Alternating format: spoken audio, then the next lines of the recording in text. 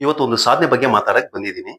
ಇದು ಮಂಗಳೂರು ನಗರದ ಹಾಲ್ಕೆರೆ ಅನ್ನೋ ಒಂದು ಸಣ್ಣ ಗ್ರಾಮದಲ್ಲಿ ವಿಶಿಷ್ಟವಾದ ಒಂದು ವ್ಯಕ್ತಿ ಬಗ್ಗೆ. ಹಾಜಪ್ಪ ಅನ್ನೋರು ಬಸ್ ಸ್ಟಾಂಡ್ ಅಲ್ಲಿ ಕಿತ್ಲೆಹಣ್ಣು ವ್ಯಾಪಾರ ಮಾಡ್ತಾ ಇರ್ತಾರೆ. ಕಿತ್ಲೆಹಣ್ಣು ವ್ಯಾಪಾರ ಮಾಡ್ತಾ ಇರುವಾಗ ಪ್ರವಾಸಿಗರು ಅಂದ್ರೆ ಹೊರದೇಶದವರು ಬಂದು ಅವ್ರ ಹತ್ರ ಕಿತ್ಲೆಹಣ್ಣು ವ್ಯಾಪಾರ ಮಾಡಕ್ಕೆ ಬೆಲೆ ಎಷ್ಟು ಅಂತ ಕೇಳ್ತಾರೆ. ಅವ್ರು ಬೆಲೆನ ಇಂಗ್ಲಿಷ್ ನಲ್ಲಿ ಹೇಳಕ್ ಗೊತ್ತಿದ್ರೆ ಕನ್ನಡದಲ್ಲಿ ಹೇಳ್ತಾರೆ. ಆ ಹೊರದೇಶದವ್ರಿಗೆ ಕನ್ನಡ ಅರ್ಥ ಆಗಲ್ಲ, ಮತ್ತೆ ಇಂಗ್ಲಿಷ್ ನಲ್ಲಿ ಕೇಳೋದ್ರಿಂದ ಇವರು ಕನ್ನಡದಲ್ಲೇ ಉತ್ತರ ಕೊಡ್ತಾರೆ. ಅವರು ಅಪಹಾಸ್ಯದ ಒಂದು ನಗು ನಗ್ತಾರೆ. ಆ ನಗು ಮನಸ್ಸಿಗೆ ತುಂಬಾ ನೋವಾಗುತ್ತೆ ನಮ್ಮ ಹಾಜಪ್ಪನವ್ರಿಗೆ.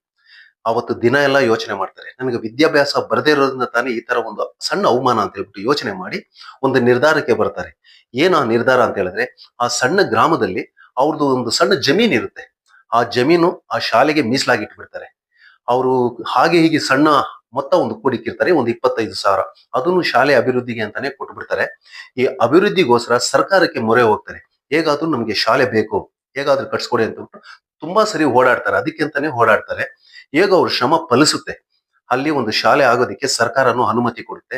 ಈಗ ನೂರಾರು ಮಕ್ಕಳು ಆ ಶಾಲೆನಲ್ಲಿ ಓದ್ತಾ ಇದ್ದಾರೆ. ಈ ಒಂದು ಎಜುಕೇಶನ್ಗೆ ಮಾದರಿಯಾಗಿರ್ತಕ್ಕಂಥ ಹಾಜಪ್ಪನವರಿಗೆ ನಮ್ಮ ಕೇಂದ್ರ ಸರ್ಕಾರ ಗಮನಿಸಿ ರಾಷ್ಟ್ರಪತಿಗಳು ಅವರಿಗೆ ಪದ್ಮಶ್ರೀ ಪ್ರಶಸ್ತಿ ಕೊಡ್ತಾರೆ.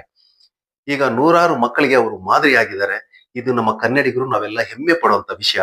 ನಮ್ಮ ಅಪ್ಪುಗೆ ಚಾನೆಲ್ ಕಡೆಯಿಂದ, ನನ್ನೆಲ್ಲ ವೀಕ್ಷಕರ ಕಡೆಯಿಂದ ಹಾಜಪ್ಪನವರಿಗೆ ಹೃದಯಪೂರ್ವಕವಾದ ಒಂದು ನಮನ.